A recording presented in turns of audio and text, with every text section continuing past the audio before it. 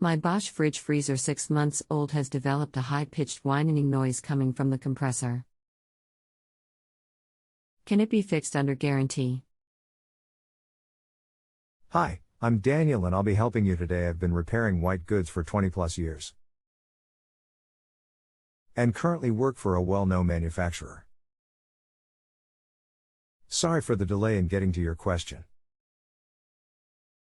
If the noise is coming from the compressor itself, then yes, this can be fixed under guarantee, no problem.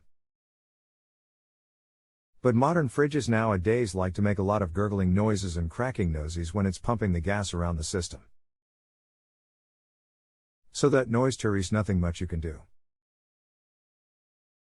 But if you can hear the noise is coming from the compressor and it's got that loud over time, then ring Bosch up and they will send an engineer out free of charge and they will check it out, and if it is a faulty compressor then they will replace it from there. Regards.